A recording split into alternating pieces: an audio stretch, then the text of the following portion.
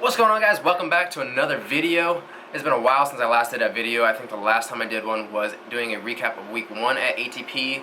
I am now in the instrument phase of my training, so it's been a little while since I last made a video. I've just been super busy with everything, with the training and the studying, and also work on the side as well, so it's been rough to try and get the videos involved, but I'm back making more.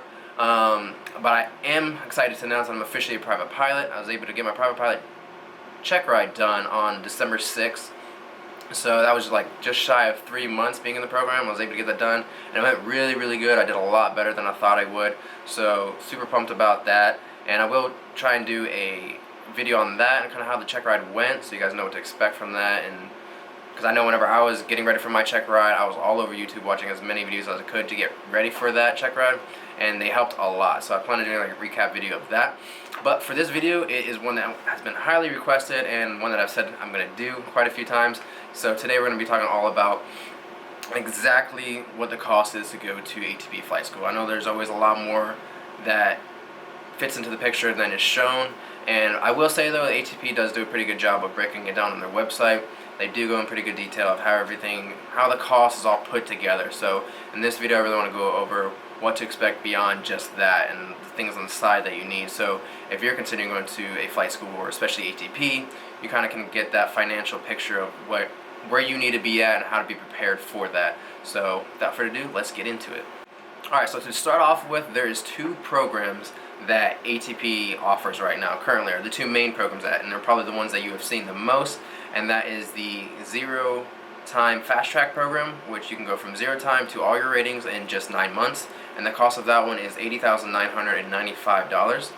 The second one is if you already have your private pilot's license and you want to come into the program, and they have a 6-month fast track program where you'll start at instrument and then go on. So it just basically takes out the private pilot part of it, and that's a little bit cheaper at $63,995. I have it all written down on this board right here just so I can stay organized, but that one's about 20 grand cheaper. So in this video particularly, I'm going to be going over the 9-month fast track program from 0 time to all your ratings. That is $80,995 because that is the one that I'm doing. I started from 0 time, but if you already have your private pilot's license, then you can just, it's basically the same things, it's just minus that extra $20,000 that you would pay for the private pilot. So to get started with, the very first thing you want to do if you're considering going to ATP is you have to go through what's called an admissions flight, or this could be called a discovery flight or an intro flight. Different people have different names for it. At ATP it's called the admissions flight, and that is $150 to start off with. Now what that is nothing crazy. You just come in, you sign up for it actually online, you set up a date, you come in and you get to go on a intro admissions flight. So they'll take you up for about an hour and a half and let you take the controls for a little bit of it, just to do simple maneuvers, straight and level flight, things like that, get you a feel for the airplane. And basically all it is, it's to see if ATP is a good fit for you and if you're a good fit for ATP. So they're not really judging you hard on anything, they're just really seeing, is this person sane? Are they going to be safe and not, be a danger to anybody else or to themselves and ruin any of their airplanes? So that's pretty much all it is. It also gives you an opportunity to meet the other instructors, ask questions. So the instructor that will take you up, after you come back down, you'll do a debriefing and you can ask whatever questions you want, whatever things you're wondering. He'll kind of give you the breakdown of everything. He'll give you a tour of the ATP facility, show you the maintenance, the different airplanes. He'll show you the classrooms. He'll go, this particular location has a whole separate building that has simulators in it, so you'll be able to go and see those as well if your location has that. And it's just a really basic flight. Alright, so after you do your admissions flight and you decide that ATP is the place where you want to do your pilot training at, the very next step is you have to get your financing approved through ATP. And one of the main reasons why I chose ATP was because of their financial options, where they work with 2 banks, Wells Fargo and Sallie Mae. Now for the amount of money you have to pay for flight training, it's very hard to get that through just a normal loan in a bank. I tried to do it just to give me other options, and for that amount it just wasn't possible to get that much because you can't use student loans for pilot training. ATP is not a actual university or a school, it's a separate own thing, so they don't fall under the category of student loans, so you'd have to get a private loan. And that's one of the things I liked about ATP was they have loan options through these 2 banks that make it really simple and easy. So in order to do that, you have to apply. I recommend applying to both Wells Fargo and Sallie Mae to see which one you can get a better interest rate with. either one you go through, you're going to have a co-signer, and that's something that you need to know beforehand, that no matter how good your credit is or how much money you have, how much wealth you have at the moment, you're going to have a co-signer no matter what, just because it's a huge financial risk and burden for the bank itself, so they want to have that extra security. So you need a co-signer, and then you need to apply for however much money you want to take out. So for me personally, I did exactly $80,995, and I didn't do anything more, anything less. That's exactly what I did. And then when it comes back, you can compare the interest rates and see which one you want to go with. I actually did not get approved for Wells Fargo. They wanted me to have a second co-signer on top of the one I already had, and it just wasn't really an option for me, so I ended up going with Sallie Mae, and it actually ended up working out really well. To begin with, I think I got like a 9.6% interest rate, something like that, which is really bad. It's not great. But since my co-signer was in the military, after I got everything approved and started school, I ended up finding out that since it was a military co-signer, my interest rate actually went down to 5%. So if you do the math, it saved me like, I think, over 30 grand. It's really crazy how much it saved me. But something you got to take in consideration is that these loans have a big financial impact. That just because you're taking out $80,995 for a loan, that's not actually what it's going to be that you're actually paying back. So I think in the end, at the original interest rate I had 9.65 it was, if I had spent that whole 15 years paying that back, I would have owed, I think, $160,000 back to the bank, which is double what I asked for or took out originally. So that brought it down. Getting that interest rate percent down brought it down a lot as far as what I had to pay back. Also, there's different options. You can pick either fixed interest rate or variable interest rate. I'm not going to get too much into that, but there's different options where you can actually lower your interest rate. So the option I chose was to not pay anything until 6 months after I graduate from the program. The only thing I have to do is pay $25 a month, and that lowered the interest rate like 0.25%, I think, something like that. So definitely recommend applying to both Wells Fargo and Sallie Mae, because where I got Sallie Mae approved, you may only get Wells Fargo approved, or if you get both of them approved, one might have a lower interest rate than the other. So you kind of want to be able to weigh out your options. So to recap, you have the $150 admissions fee, and now you have your loan for however much you want to take out. And I definitely recommend that if you have any money saved up, or you're switching career fields or anything like that, and you have money, the less money you can take out for a loan, take that. Like, you don't want to take more than you have to, because that's just more interest that you're going to have to pay back, and the higher your monthly payment is going to be. So if you can avoid that as much as you can, do that. After that, you get your financing approved with ATP, and you got everything set. You have a start date set, that they'll give you that start date. Then you have to put down a direct deposit. So right now, the only thing you actually invested in money-wise is the $150, because the amount that you're taking the loan out for is coming from the bank. So personally, you've only invested up right now $150. Then you have to do a deposit, which will kind of block in your start date for you, so to know that you're serious and you're ready to do this. And that's $995. And that deposit you put down, you'll get back on the very first day of check-in. So whatever your start date is, you come in, you check in, and then they'll send that money back to you that day. And what that deposit does is you get a care package. I actually did a video on this. This is the first ATP video I did. And I showed you everything that you get in that care package. And all this care package is, it gives you all your uniforms, like this shirt right here, this lanyard. They give you all your books you need so you can get started studying. And they'll send that to you beforehand, and that's what that deposit is for. Now, other things you have to take in consideration is your housing.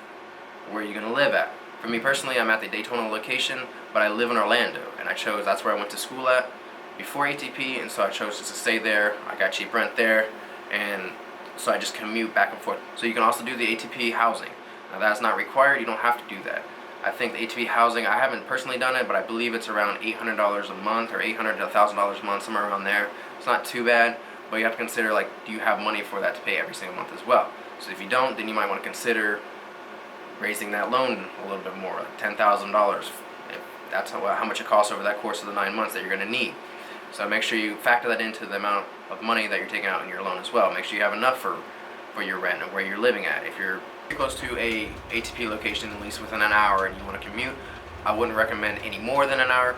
For me personally, I come from Orlando to Daytona. That's an hour each way. So every single day that I'm training, if I'm training 6 days a week, that's an hour there, hour back every single day. Could be up to 12 hours a week that I could have used studying or working or doing other things. So make sure you take that into consideration. I wouldn't go more than an hour. If you are more than an hour, then consider getting housing closer to the ATP location, or you're just doing the ATP housing itself.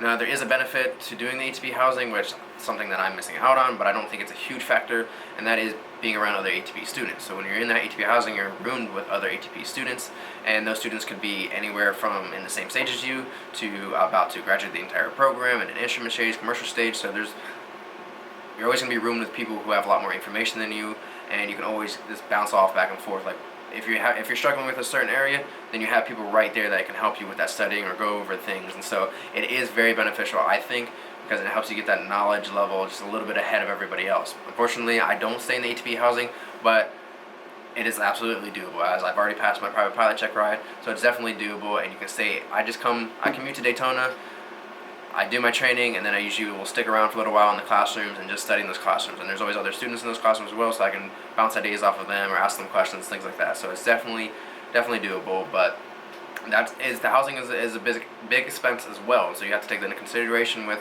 how your finances are. Maybe you need to save up a little more money to be able to do that. Now, a couple items that you do need as well, in addition to the care package that they give you, is an iPad and a headset. The iPad, you do need cellular in that iPad, so it usually is a little more expensive than just a regular iPad. And the reason for that is because the ones with cellular have a little black tab at the top of them, and that has GPS capabilities in it. So when you're using FliGhT, which is the flight app that you're going to be using during your training, it needs that GPS capability so that it can follow you, know where you're going. I personally spent, I think, $300 on my iPad. I got the iPad mini. I don't know what generation I got, but I just got it off Amazon. I got a refurbished one, so it's pretty much brand new. And I paid $300 for that. Now, different people get different ones. You can spend up to $1,000 on it, or $300, or you can get even used ones for like $150. It just depends on you and what your budget is. So that's another factor you have to consider. You also need a headset. I got a headset off of Amazon that had really good reviews. It was also, I put it in my care package video. You can see it in there. That headset was $160. You'll see online, a lot of people recommend getting the Bose headset. I think that one's like $1,000. It is the best headset. It's the headset everybody ends up using if you get to the airlines, things like that. I don't really think need it to start off with. I didn't have the money for that $1,000 headset, and I didn't want to pay that, so I just got a cheaper headset. It's $160, and it has been perfect. Like, I haven't had any issues with it. It works great. I really like it. And so those are the two things that you need. Other than that, so you have, start off with, you have the $150. You have the $995 deposit fee. You have the iPad that you need to buy. You have the headset that you need to buy.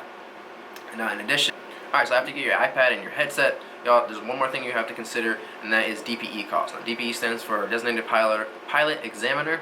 So for each stage of your pilot training, you'll have to take a check ride, and that's how you get your license. And these you have to pay out of pocket. And there's an examiner fee for each of these check rides. The cost of this fee is around $700. I think different check rides have different prices, I think, but to start off, most of them are around $700, and that's pass or fail. So if you end up failing it, then you have to pay that $700 once again. So thankfully I passed my first check ride, but you do have to show up to your check ride with $700 in cash to give to that DPE at the start of the check ride. And that alone, I think, adds up to around $6,000 or $7,000. So, and that is listed on the ATP website. They do show you that's not included in the program price. I didn't take any extra money out for that. I decided to just pay that out of pocket. I worked for a while before I started the program, so I saved up a lot of money. I have money on the side for that to pay those fees. But that's just another thing. Maybe you want to take that out in your loan and get a little bit more money. Ask for a little bit more money in your loan to be able to cover things like that. If not, you can just pay it out of pocket. But there's a lot to consider when you're going to flight school. It does seem very daunting. It does seem like it's super expensive. Like, there's no way I can afford that. Let me tell you from my personal experience, like, I don't come from money at all. I'm doing this all this training on my own. I'm financing everything on my own. I'm figuring everything out by myself. And so it's definitely doable. You don't have to have like super wealthy parents to do it. Like, yes, it sucks. You have to take out loans. Yes, you're going to have loan payments. My loan payment, after I finish the program and I have a 6-month grace period, once that starts, it'll be around, I think, $600 a month. Now, if you're having a higher interest rate, it may be closer to $1,000 a month. So it just depends on your situation. But it's good to know like what you're getting into, and it's good to know that it's definitely doable. You don't have to be super rich to be able to do this. That it will be a struggle, and it will be hard, and you do have to pay things out of your pocket. Like, I'm still having to work on the weekends or any days that I have off to get that extra money coming into my bank account. But it's definitely doable, and so I hope this kind of gives you a good idea of how everything is broken down at ATP. It's pretty straightforward. They do a good job on the ATP website of explaining it, and this is just kind of a few more things that you might want to take in consideration when thinking about going to flight school. Now, this is for ATP alone. You know, different flight schools might do different things, so just do your due diligence and figure out the information and see what works best for you. But hope this is a good video. I plan on doing a couple more videos soon. Yeah.